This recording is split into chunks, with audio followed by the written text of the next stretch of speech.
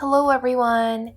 Today we are going to be drawing this hydrangea flower, and it may look a little bit complicated, but it's actually very easy and straightforward, so let's just get into it, shall we?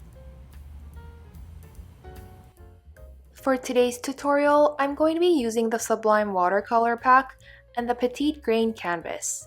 Everything will be linked below. As always, I've drawn a sketch so you can download that and insert it like this.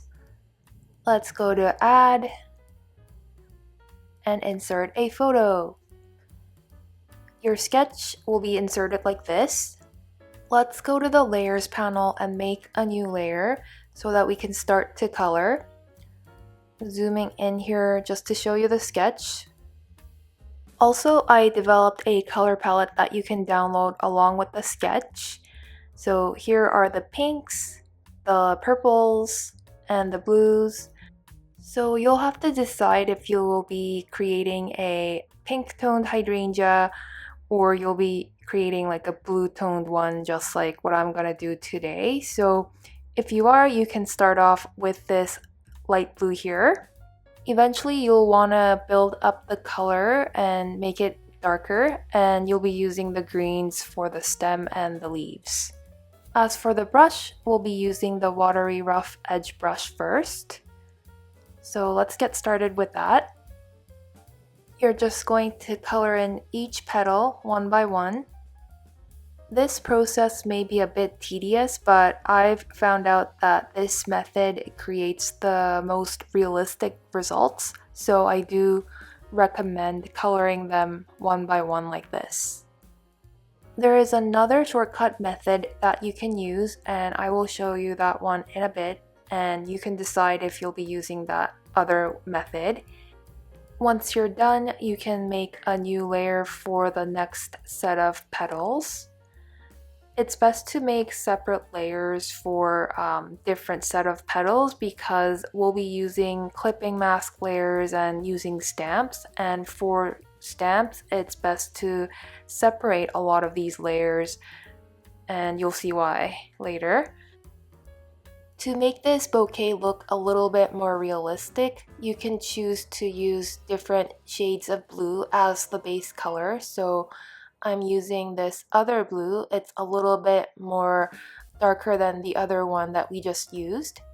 Now I'm going to show you an easier method.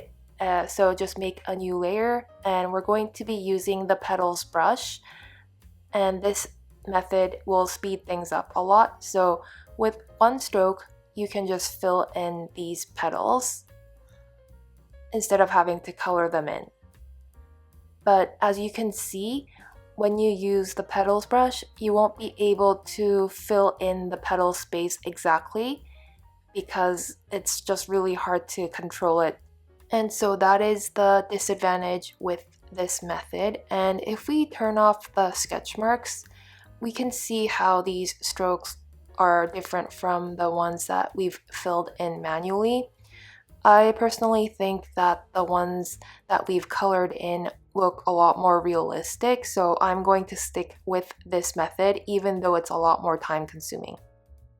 Feel free to choose whichever method works best for you, so let's just turn back on our sketch layer and continue to fill in the rest of the petals. But before that, I want to show you how to use clipping mask layers to use the stamp. So we're going to take this layer and make a new layer on top and make it a clipping mask, and we're going to do that for all of these layers.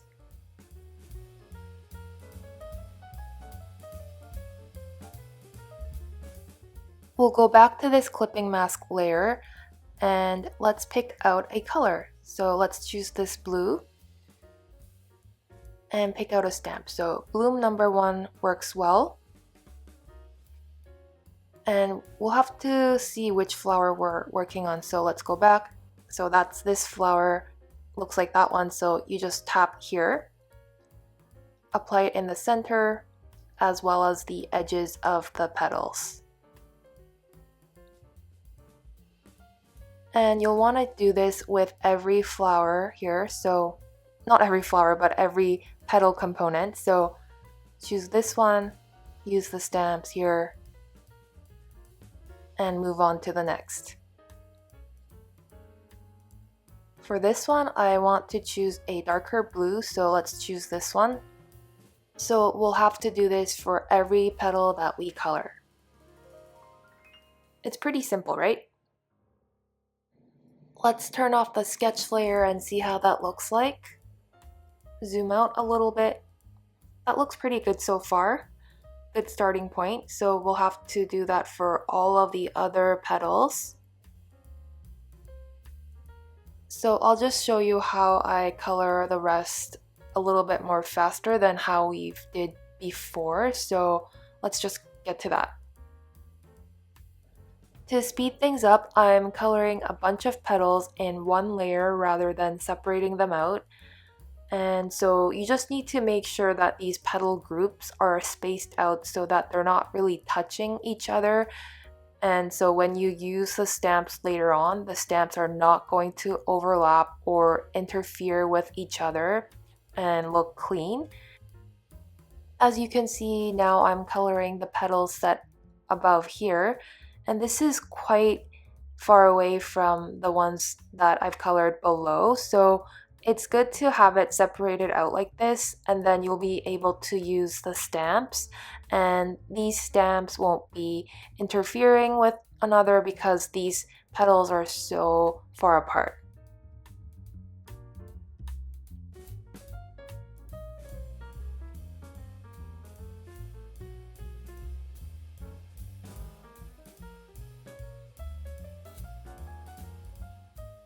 Looking good so far without the sketch layer.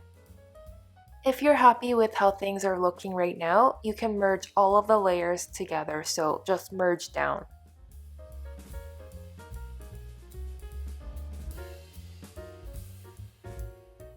Now I've colored all of the petals, so we'll now move on to the leaves. So let's make a new layer.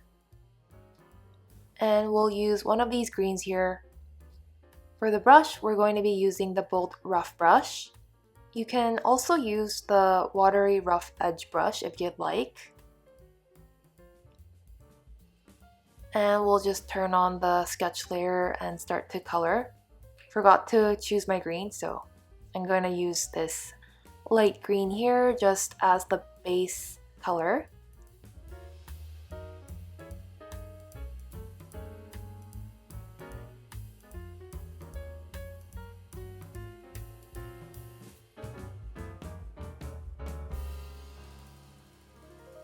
If you have some overlaps, then you can use the basic blender to blend them out.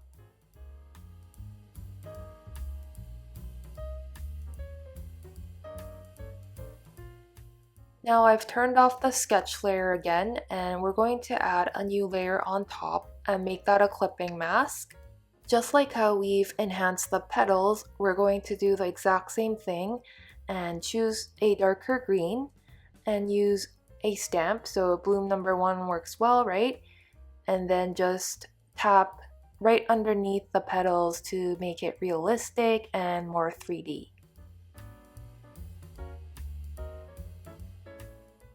So that is how you color a hydrangea flower, and now I'm going to show you how you can change the color of the flower. So select the flower layer and go to hue, saturation, and brightness here, and you're just going to play around with the hue here, and as you can see, it changes the color of the petals. Really neat, right? So you can make it purple, pink, or even a little bit brown, I guess. It really depends on what you are looking for. So that is it for my tutorial today. I hope you guys enjoyed it. If you have enjoyed it, then please give it a like and subscribe to the channel. Thank you so much for watching, and see you in the next one.